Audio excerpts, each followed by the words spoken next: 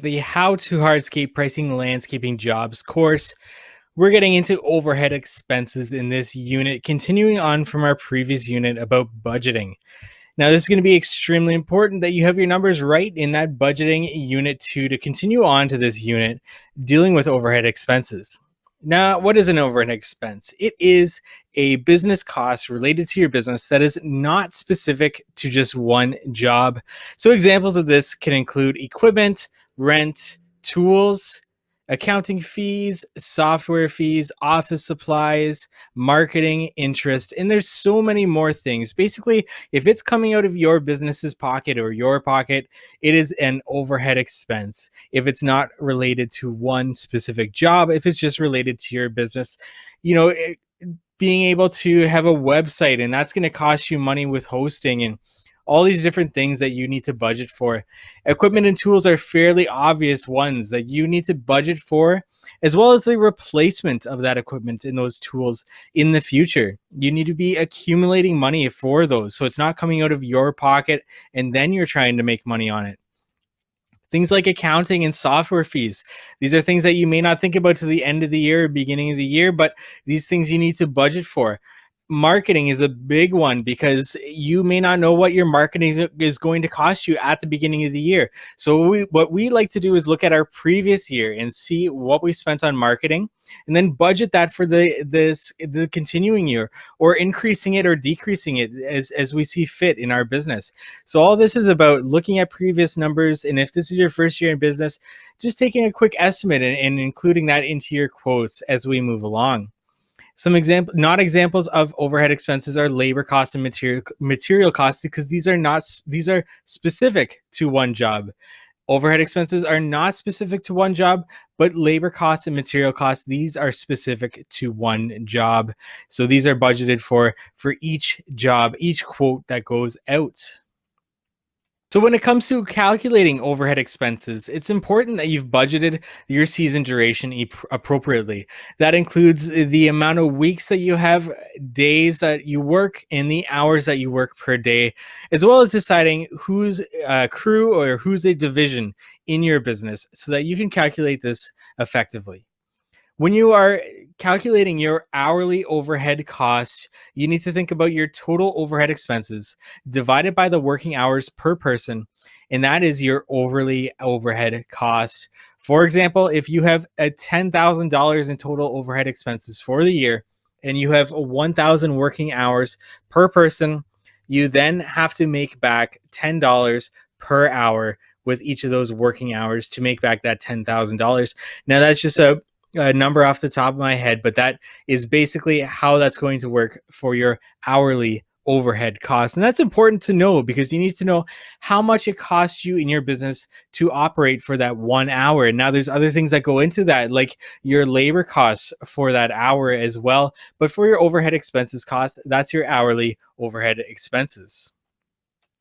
Now, equipment expenses. At first, you need to define what is a piece of equipment in your business. In our business, if something costs us more than $500, we define that as a piece of equipment. That is no longer a tool, that's a piece of equipment. And that comes from our taxes. In where we are, if you pay more than $500 for a tool or a piece of equipment, it then becomes a depreciating asset in our accounting system. Whereas if it's under $400, that is specified as a tool, and that is 100% deductible. So that's important to know in terms of what are you going to define as a piece of equipment in your business. The equipment can be changed as an asset in your business, basically. You need to be factoring in the replacement of that piece of equipment. If you already own a truck, a trailer, a saw, and you haven't factored in the cost of that into your previous quotes, or if this is your first year in business, that's actually an investment on your part, out of your pocket into the business. And that's another overhead expense that you can add into. Now, if you invested, say, $20,000 into your business to start, you should not incorporate that $20,000 into just 1 year of your budget, because that's going to inflate your quote, how much you're quoting for a specific job. That's going to rise that too much, and you may be budgeting yourself or quoting yourself out of the market for specific jobs. So maybe you want to make that back in 4 years and do $5,000 per year for that investment. Now, when it comes to already owning that equipment, or maybe you want to start saving for a new piece of equipment, we define that as factoring in for replacement of that equipment or factor in to get a piece of equipment. And that comes down to the cost of replacement for that equipment minus the resale value. And you do that equation first, and then you divide that by the estimated years of use that you're going to get out of that piece of equipment. And that's going to be the cost per year that you then need to make back in order to replace that piece of equipment.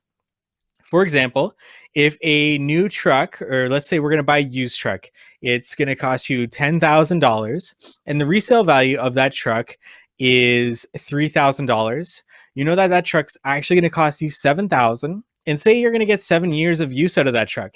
And you take that 7,000 and you divide it by the 7 years of estimated use to get $1,000 cost per year. So we need to include that as an equipment overhead expense. And you can do that for every piece of equipment that you're looking to find out when you're going to be replacing it, and budgeting that in so that you're making that money so that when it comes time to replace that piece of equipment, you have that money rather than it coming out of your business or your pocket. Now you need to be able to budget for some unknowns. Unknowns like fuel. You may not know exactly how much fuel you're going to be using for the year, but you can look at last year and see how much fuel you used. And maybe you think you're going to be expanding your range a little bit more in the business. So you need to budget a little bit more for the fuel, or you're going to shrink it down a little bit and you can budget a little bit less. But that's where last year's numbers is going to come in handy, as well as repairs. Maybe you can research online how much repairs generally cost per year for your specific vehicle, or for vehicles in general, or for anything for that matter in general. Or you can always look at last year's and increase that by a little bit for this year to budget it in. Marketing is also another unknown for overhead expenses that we talked about, how to budget that for this current year that we're in. Utilities, tools, bad debt. These are things that you just don't know, but you can look at last year. Bad debt, if somebody didn't pay you last year, you can then incorporate that into this year. And lawyers' fees, other fees and expenses, really these unknowns that we may not know about, that we can look at last year, or we can research online about how much is a proper way, and ask around in your network. What do you budget for a specific year with each of these things? Now, when it comes to budgeting for your knowns, that's a little bit easier. Things like your lease, your rent, your insurance, you have these either monthly or annually, whatever it may be, that you can figure out your monthly expenses for those and calculate your yearly expenses. And these are easy to budget for with your yearly overhead expenses. And all of these go into your overhead expenses and how you can calculate for your overhead expenses. And that's just a matter of adding up all your overhead expenses and dividing it by the amount of days you're operational, or weeks that you're operational, or even calculating the amount of hours that you have available in a day, and knowing how much an hour costs you in your business. And how much that costs you for your overhead expenses. Even if you're not doing a job that day, you still got money coming out of your business for these overhead expenses. So it's a great way to calculate, how much an hour costs you in your business, how much a day costs you in your business, how much a week, a month, whatever it may be, to help you understand a little bit more about, what it costs to be in business, and why you can justify quoting the amount that you do in your business. And that's the end of our overhead expenses unit in our course. Be sure to check out our budget and estimate spreadsheet, where we have an overhead expense tab built right in it that it will calculate your overhead expenses for you when you enter in the amount based on your equipment, your assets, your tool budgets, all the different budgets that we talked about in this. Check that out on our products tab and reach out to us. We're at How to Hardscape on Instagram and Facebook, or contact us on our email, contact@howtohardscape.com, if you have any questions.